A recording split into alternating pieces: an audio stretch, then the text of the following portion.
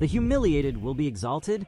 Well, currently in the Dragon Ball Super manga, this phrase is more than stamped on Gohan's face in his newest transformation, Gohan Beast, who is breaking barriers in the current saga of Dragon Ball Super. And none other than Frieza appears on Earth to say his last goodbye before executing his plan to become a god of destruction. Can Gohan handle it? Stay tuned, because this video is insane. Go ahead and subscribe to the channel, leave your like, and activate the notification bell. You must be wondering why Frieza would say goodbye to planet Earth in Universe 7. And it proves that something is coming. The fact is that Gohan received the key to Earth, and everything indicates that the end of Z has arrived in the manga, finally connecting Dragon Ball Z and Dragon Ball Dema to Dragon Ball Super. With this, Goku and Vegeta return to Earth, so this prelude could begin. Then, Goku will train with Ub after the tournament, and surely Vegeta will not stay behind, and will also train, especially now that he can go freely wherever he wants using instant transmission. He no longer necessarily needs Whis or Goku to go to Beerus planet. And who is left to protect Earth again? Yes, the current one to whom the key to Earth belongs. And you ask me, but what does Frieza have to do with this? Well, I'll explain everything to you. So don't go anywhere and pay close attention. In the current phase of the last saga that just ended, and this new one that is coming, parallel to this, we also have a being who humiliated Gohan and the Z warriors a lot. His name is none other than Emperor Frieza. That's right, guys. Now more terrifying than ever with his new black form, who already arrived wrecking everything in the Granola saga. But what if I tell you that this is just nonsense, and Gohan came to show who's boss in Universe 7? That peaceful Gohan is not missed by anyone, right? But Frieza doesn't know that yet, and now more than ever, Gohan will need to get stronger to protect Earth. Pay attention, Frieza's current plan is just to say goodbye to Earth. At least that was the objective. I don't know how he found out that Goku and Vegeta were there, but he's going to meet Gohan, and he won't care about him because he doesn't even know Gohan is at his peak. In other words, he's unaware of Gohan's beast form. Soon I'll explain Frieza's plan to become a god for those of you following the Dragon Ball Super manga and who are aware of the madness happening in Universe 7, right? The planet of our dear Z warriors, in the middle of all this mess, and it really is a lot, guys. It's a lot of information all at once. Frieza gaining yet another transformation, Gohan and Piccolo in the spotlight, both with new transformations. Goku and Vegeta always on the same path, but with different destinies, like Yin and Yang, Angel and God of Destruction. And to top it all off, we also have the arrival of yet another Z warrior, the legendary Super Saiyan Broly, who was introduced to us in the movie Dragon Ball Super Broly, released in 2019. But both are somewhere else now, and Frieza is on Earth to face them, but only finds a different Gohan. Well, before continuing, let's talk about Frieza's plan and why he went to say goodbye to planet Earth and cause chaos before becoming a god. Frieza has always been a creature that did not accept limitations. From the moment he was born with overwhelming power, he realized he was above most species in the universe. He didn't need to train, didn't need to fear anyone, and could destroy planets with the snap of his fingers. This feeling of superiority shaped his essence. But after being defeated by Goku, killed by Trunks, humiliated in hell, resurrected, and defeated again, something changed. Over time, he began to understand that the universe was bigger than he thought. Not just in size, but in complexity, and mainly in hierarchy. The existence of the gods of destruction always bothered Frieza, not because of the title itself, but because they were accepted as absolute figures, beings who did not need to justify destroying, as they were above morality, justice, fear, and punishment, while he, even with his entire empire, had to act in the shadows, using diplomacy, playing the cosmic political game to avoid attracting attention from someone like Beerus. But this silent submission burned inside him. When he participated in the Tournament of Power, Frieza caught a glimpse of what the true pantheon of the multiverse was. He saw the angels, the Zeniths, the gods of destruction, the supreme Kais, and the most powerful warriors from entire realities. He understood that, as much as he wanted to be the strongest in the universe, there were forces far beyond. But he also realized something. The arrogance of these gods was not much different from his own. They protected themselves with their rules, their dogmas, their divine functions. But if someone broke these rules, if someone challenged this system, what would happen? It was remembering Sidra, the god of destruction of Universe 9. that Frieza had an epiphany. That being cowardly hesitant, tried to conspire to destroy Universe 7 before the tournament even began. He sent an assassin with Hakai energy to eliminate Frieza, and even with such power in hand, he failed. Sidra hesitated, backed off, had doubts. How could a god of destruction be so weak in spirit? That was offensive. It was there that Frieza understood. If a deity like Sidra can hesitate, then he is not invincible. And if he is not invincible, he can be replaced. This idea germinated in Frieza's mind like a poisonous seed. He began to study the gods, observe their behavior, understand their rules.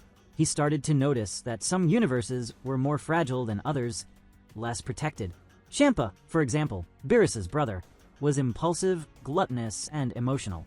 He had an entire universe under his rule, but little real authority over it. And on top of that, Beerus himself seemed to tolerate Frieza more than he should. Why not use this in his favor? At this point, Frieza decided to train again. He isolated himself in distorted dimensions, took advantage of time warps like the hyperbolic time chamber, where days do not pass conventionally, and where he could explore his full potential without interference. There, Frieza trained with a focus that not even his soldiers knew. He no longer sought just to be strong. He wanted to be inevitable. He wanted to be able to destroy planets, systems, galaxies, and no one would dare question him, because he would have divine authorization for it. During this process, Frieza came to understand that becoming a god of destruction was not a matter of being appointed by someone. It was a matter of taking that place. If a universe lost its god by death, disappearance, or dishonor, perhaps the system would react. Perhaps the angels would look for a new replacement. And what if, at that moment, he was ready? What if he appeared, not as a villain, but as a determined warrior, with energy equivalent to Hakai, and the discipline to fulfill the role? But he knew that, even with this plan, he would need to choose the right moment and the right target. Beerus was impossible. Despite his laziness and irreverence, he was one of the strongest among the gods. Champa, on the other hand, seemed more accessible. Universe 6, although with powerful warriors like Hit and Kaba, was more disorganized. But Frieza didn't want to act in an obvious way. He knew that if he challenged Champa directly, he could attract unwanted attention from Whis, or even the Zeniths. And that's when Sidra's name came back to his mind. Sidra was the weak link, a god of destruction who had already been involved in scandals, who showed fear, insecurity, and even an attempt at manipulation. His universe, the 9th, had been erased in the Tournament of Power, but restored later with the final wish from number 17, and now reborn. Universe 9 was trying to rebuild itself. It was the perfect environment for infiltration. Frieza could appear as a savior, as a protector, and then reveal his true intention: to occupy the throne that Sidra never knew how to protect. In the eyes of mortals, Frieza was now seen as a kind of alternative deity. The local Kaioshians themselves began to wonder if perhaps that being should have a bigger role. But if that doesn't work, he can only ask Whis to take him there and challenge Sidra, period, thus being able to become the next god of the 9th universe. What a bold plan, guys. Well, anyway guys, we already know his plans for the future, but what about the invasion of Earth? So let's continue here with the unfolding of Chapter 102 of the Dragon Ball Super manga, after Goku goes to Earth and picks up his 2 sons Goten and Gohan, along with Trunks, Carmine, and 15 who were present at the opportune moment. Taking advantage of this hook, these 2 characters weren't just there to observe everything. Actually, yes, but I believe there is something bigger behind this, otherwise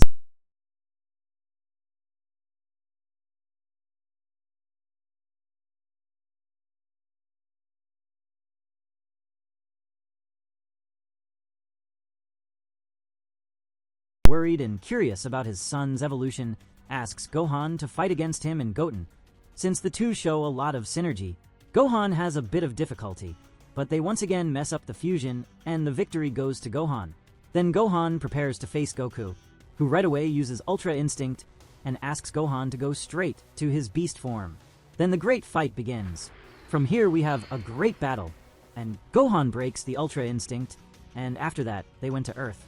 And there, after the events at the beginning that I mentioned, about Goku going to train with Ub in the end of Z and Vegeta, also going out to train, Frieza arrives on Earth and meets Gohan, a test before he tries to become a Hakaishin in another universe. He didn't expect that a little crybaby and weak boy would become so strong. Even having glimpses of Gohan in the Tournament of Power, he wouldn't imagine Gohan like this. and the fight, I leave the opinion to you guys. Comment who would win. Anyway, he didn't expect, and neither did we. And let's get into this subject about the evolution of the once spoiled and crybaby boy until this final fight against Frieza, until his new beast form. Let's point out the factors that led Gohan to be what he is currently. To have a solid base, let's start back in Dragon Ball Z. You know, that first demonstration of strength, of a hidden power. Well, before that, we know that Gohan is a hybrid, right? Firstly, not in Trunks' timeline. Gohan became Super Saiyan still as a child, and we have the information about why. They are called S cells and he Goten, and Trunks have more than a pure Saiyan. The S cells or S cells are microscopic cells found in most Scions in the Dragon Ball universe. The amount of these cells varies depending on the composition of the Saiyan spirit. The kinder the individual spirit, the greater the number of S cells. By increasing his battle power, a Saiyan can increase the number of S cells in his body. These cells are essential for a Saiyan to transform into Super Saiyan. As we've seen in the franchise, intense levels of rage are also a path to this transformation. That's where Goku's phrase comes from, right? Gohan gets angry. Another way to reach this form without needing so much emotional stress is to concentrate your power in the upper part of the back, below the neck, thus causing a tingling sensation and activating the new mode. The idea that one needs to be pure of heart to achieve Super Saiyan came from the lack of understanding of S cells and the ways they can be produced. Indeed, being pure of heart is the easiest way to transform, as it does not require excessive training. But as we've seen, it is not the only way.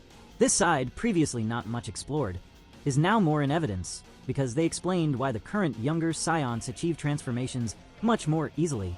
Gohan has infinite fuel, anger, and also his kind and pure side, something occurring inside him and emanating all this at once when he is at his limit, under great stress. Remember the fight between Gohan and Raditz, one of the first major conflicts in the Dragon Ball Z series? Raditz, Goku's older brother, arrives on Earth looking for Goku and ends up kidnapping Gohan. Gohan, who is Goku's son, is initially portrayed as a shy and scared child. However, upon seeing his father being brutally beaten by Raditz, Gohan's hidden power explodes. This results in a surprise attack that catches Raditz off guard. The fight is a crucial moment for Gohan, as it marks the first time he accesses his fighting potential and also establishes the foundation for his development as a warrior throughout the series. After this moment, a turning point also arises in Gohan's life. It's literally there that the son cries and the mother doesn't see. This happens because of Gohan's training with Piccolo, one of the most striking moments in the Dragon Ball Z series. After Goku's death during the fight against Raditz, Piccolo takes responsibility for training Gohan to prepare him for the arrival of two powerful Saiyan warriors on Earth. Piccolo, already knowing the boy's potential, puts him to the test many times, like the time he threw him against a mountain and Gohan, as if he were an Oozuru, fired a huge ki blast.